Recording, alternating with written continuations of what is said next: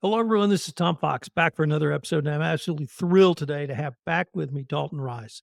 Dalton is City Manager at Kerrville. So, Dalton, first of all, welcome back. I appreciate it. It's been over a year since I've been here. I think the first time I was here, actually, it might have been about this time last It year. was. You just arrived and Yeah. were getting your feet on the ground. So, I certainly want to get your thoughts on your first year. But what I really wanted to visit with you about is a topic you introduced at a recent Rotary meeting, and it was around growth in Kerrville. And I think you started out with a statistic that stunned me, which is over the past several years, Kerrville has had growth of between 0.9% to 1.1%. Yes. Kerrville itself is roughly about 0.9% growth on average, anywhere between zero point 0.9 to 1.2%. Kirk County is, I think the last one was about 1.8%. And so that's pretty manageable. But when you look at city of Bernie, some of the outskirts of it, you're looking at between 4 to 8%. And some cities you're looking at upwards of 8 to 12%. I think you cited, I can't remember if it's New Braunfels or San Marcos, but they have, Very high growth, very when we talk about unmanaged growth or high difficult to control growth, New Braunfels and San Marcos are two of the probably some of the fastest growing communities that just have not been able to keep up with it. and that really led me to want to have you come back on the pod to talk about the management of growth and what's the city's role in that. Yeah, it's interesting. I actually was talking a little bit about it this morning. Growth is a topic that we constantly discuss in some form or fashion, whether that's staying ahead of reacting to some of the misinformation. And what we're trying to do is take a proactive approach. And what's so great about the beautiful hill country, we actually have the greatest growth control measures here, our beautiful terrain.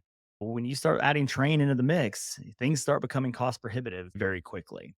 We have to start figuring out, and not even we, but developers have to figure out, can you build on the side of a hill? Can you build on the side of a cliff? What does it cost? How do we put infrastructure in? So there's going to be some natural cost prohibitive things that are going to manage growth here in Kerrville. Some of the other things like the city can do, believe it or not, the city can't control growth as much as people think. For example, there are property rights, private property rights. You have a right to build on your property within codes, within certain requirements. We often joke around about the number of chicken places and nail salons and you know s- Tattoo parlors and and vape tattoo tattoo sales. parlors and vape places. But you can't really restrict those. If they own the land, they own the property, they follow the codes, they follow the fire codes, you can kind of build what you want. That's the great thing about capitalism, right? So some of the things that we as a city and a community can do, best way to control is ownership. If you own the land or if you have development agreements and you have incentives that you can provide, we can say, look, we love this building coming in. We think this is a great location, for example. And they're like, we have a vape shop with anchor to a chicken place and a nail salon. Will you do it? And y'all can, but we're not going to give you any incentive to do it. However, if you bring in an academy or something of substance, you know what? We can throw an incentive out there. We can do tax abatements. We can do certain things. So it is a balance. It's a balancing act. The other thing where the city, I'm not going to say directly controls growth because that's not necessarily fair to the developers, is we have aging infrastructure. We have infrastructure that also needs to be upgraded. And so there are certain locations that are prime real estate that we want to be developed and we're trying to encourage people to develop. But if it costs us $8 million to put in infrastructure for one site, we have to look at what the cost benefit is in order for us. So I've lived here for now 3.5 years, and there have been several ongoing dialogues around growth and development. One is the growth and development opportunities for our three primary employers, Mhm. HEB, James Avery, and Peterson Hospital, housing, and then I don't want to say amenities, but the things that make life so great. Yeah, the quality of life. Right. I always kind of segue or lead into this, especially talking about economics. One of the cool things I guess you can say about Kerrville is if you didn't fall asleep through micro and macroeconomics like I did, you would have benefited. But when you look at economics, we have a true three-legged stool here. If the workforce, the housing, and the jobs, if any one of those three are out of whack or displaced, we have issues. We don't have a major metro that we can feed off of for workforce or for housing, or even potentially for jobs. Maybe we have an abundance of workforce. We are kind of our own little bubble here. And a great example is when you look at James Avery, they expanded down to Corpus. They didn't have the workforce here to be able to do it. And they were able to expand manufacturing operations down there. Doesn't mean we're losing James Avery, but we didn't have the workforce or the housing to be able to sustain that high growth level of jobs staying in Kerrville. And so we do have to find that balance. So right now, City Council has done a wonderful job at addressing some of the housing issues. We have a 280 unit apartment complex that actually they should be breaking ground in the next week or two. That'll add 280 units, I think, within the next year and a half, which is amazing. Lennar Homes, they closed on their property over by Hal Peterson Middle School. So we currently have 150 homes out there from a previous Lennar project. And almost, I think every one of those lots is sold, which is awesome. And they'll be adding another 62 homes a year in the next couple of years, 62 homes a year, up to 490 homes. So that's kind of a mid-range housing strategy.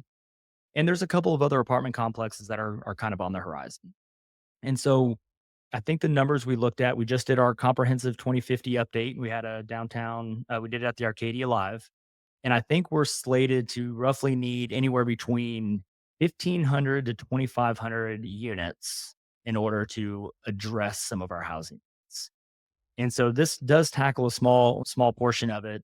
Not diving too much into it, but Peterson Hospital, they're looking at developing some land there. So we are tackling it from all fronts. But we do keep an eye on the unemployment rate from an economic development perspective. And is it going too high? If the unemployment rate's going too high, we should probably start looking at primary jobs, or hey, do we need to attract businesses to come in for jobs? So we do actually surprisingly look at all those things where in other cities they may not need to look at it as much. Sort of the flip side is some people say there's always a group that don't want any growth, but there's also a group that says we don't want to lose what makes us the most unique place in Texas, or at least I think so.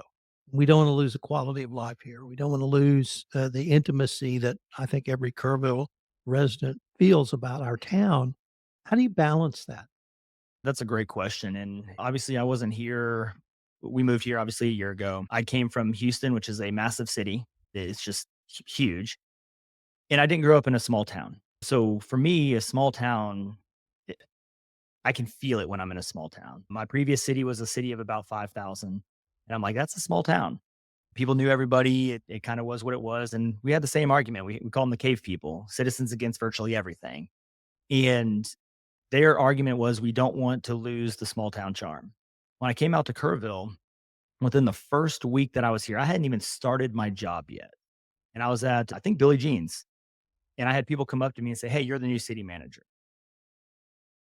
Kerrville has done such a wonderful job at maintaining that small town feel that even at 25,000 population, there are cities that are much smaller that don't have the small town charm. It's not about the growth that defines what a small town charm is. It's about the people that inhabit it. And I really truly believe that the people in Kerrville are genuinely good people. And what makes a small town is not the size, it's the people that inhabit it, in my opinion. The best description of that I heard came from Don Frazier from the Texas Institute at Schreiner, and he came to Kerrville from Abilene, and he said, "In Abilene, you were Team Methodist, you were Team Baptist, you were Mm. Team Lutheran, you were Team Catholic, and in Kerrville, his observation is you're Team Kerrville." Team Kerrville. That's the most simplistic way to put it. I wanna switch a little bit because the other one of the things that struck me is I see a great private sector, public sector partnership in Kerrville. Our last 2 mayors were business people in this Mhm. town, so they stepped over either in the political realm or to being the mayor of the city. But how do you I guess maybe is my opinion or is my assessment correct that we have business leaders very interested in working with the city? We do. Public private partnerships, or we call them P3s. They are uh, in my opinion, they're a necessary tool. They're starting to become more utilized throughout the state, throughout the country.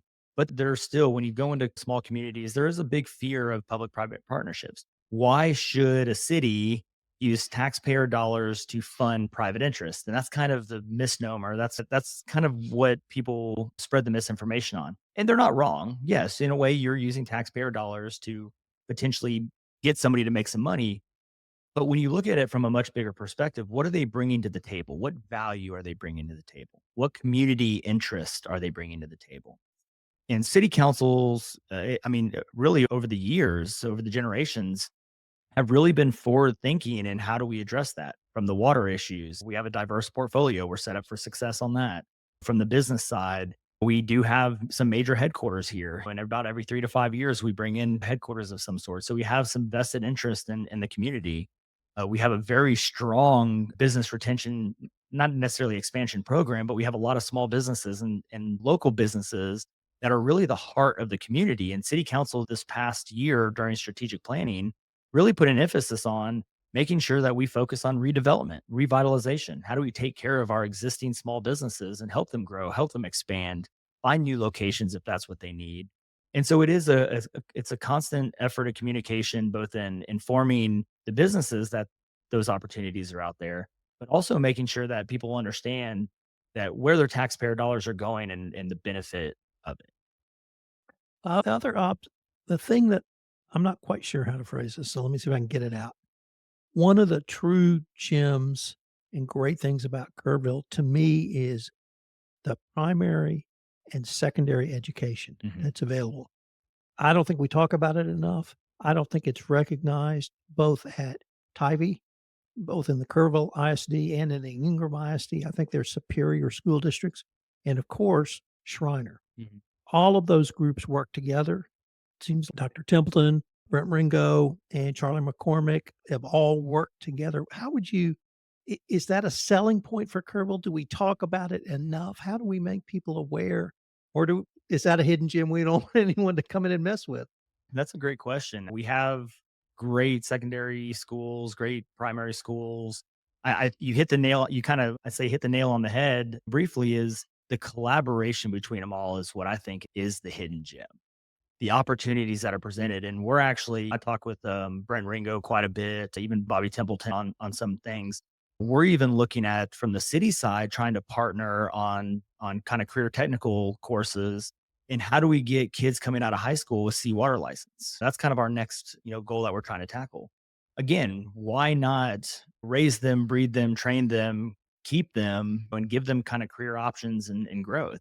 And that is, I think, something that is absolutely not talked about enough. But I think the right leadership is in place across all the boards and the entities to really try to communicate that. And I think we need to keep talking about that. I don't think it should not be a hidden gem. It is a gem, and we definitely need to talk about it more. And we're constantly looking at ways to partner. Again, not just for partnerships, but there's also some cost saving initiatives on some of the things that we're looking at. Cross training. Look, change the focus a little bit. You've already mentioned a couple of times that you've been here over a year, and I really wanted to spend a few minutes asking you to reflect back on is it what you expected? 2 or 3 of the highlights for you and maybe where we going down the road? Yeah, it's been a great year. I think I knocked the honeymoon period out in the first month. We had Lennar, we had quality of life bonds. I joked around and called them kind of career killers, which they kind of are in a way. We had an election coming up. And in every city, when you have elections that swap from a simple majority or could turn over a simple majority of councils, every city manager across the state at that time is coming together and, oh man, I wonder if this is my time, even if you're new or not. I mean, it happens. It's part of the business. The average life of a city manager is 3 to 5 years. My goal is 10. I kind of talked about that. My goal here is 10 years. Love the community, love the stability, love the school district. Kids are loving it.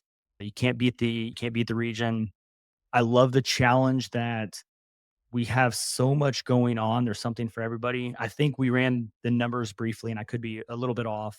We have over $80 million worth of city projects going on right now. Public safety facility takes up half of that. And that's $45 million worth. And I think different projects throughout the community from housing to businesses to economic development and things coming in. I think there's over $250 million worth of stuff going on right now in some capacity. And that's incredible. But then you also have the challenge of we don't just have all the money in the world. We have to be fiscally responsible. We have to find means to have a fiscally sustainable government. And that's not just buzzwords. Our team knows we're big on putting money aside. And so we've spent a lot of time this past year We spent a lot of time focusing on sustainability, community engagement, community input. Obviously, I'm out in the community quite a bit. I think when we spoke, I don't remember how long I had been here yet, but I talked about it where I was doing a basically a 90-day, 100-day Right. meet and greet. And I think I had over 150 hours worth of meetings in 100 days. And it was just meeting everybody. But that I believe that was a huge success for me, getting to know people very quickly, even just meeting them once. It wasn't a thing of, hey, have you met the city manager? It was, hey, I met the city manager. And I thought that was important because what it did is it laid a solid foundation for us to be able to get out in the community. We have two assistant city managers, Kim Meismer and Michael Horness, um, and they do a lot of day to day stuff, and it allows me to really be able to tackle some of the transparency things. So get out in the community, talk about growth, talk about some of the difficult conversations we have. I talk a lot about water. There's a lot of fear going on about water and what we're doing, and so I've spent a lot of time over the past year, and not just this past year, but we're going to continue to move forward. How do we continue to educate and communicate to our community? Highlights. Man, so our team, I can't even take credit for them, but our team, we got the Triple Crown Award for financial reporting. And that basically just means in three categories, we got all three of them in 1 year. So that gives us the first ever Triple Crown. Just recently, we got designated for the first time ever Scenic City, Texas. We're, Right. we're silver, and I think it's recognized bronze, silver, gold, platinum. So we're going to continue to work on that. I think we got a couple of other designations that are still kind of pending right now. Those are going to be more to follow. We're waiting to see if we get those. We've heard some positive things come out from behind the scenes. We're waiting on those. And yeah, I mean, just overall across all the departments, very happy where everybody's at. Strategic planning, strategic priorities, implementation. It's hard to really just pinpoint one thing. We have a great team, we have a great community, and I'm genuinely happy to be a part of it. I wanted to thank you again for taking the time to visit with us today, and I hope we can continue this conversation. Absolutely. I appreciate it. Thank y'all.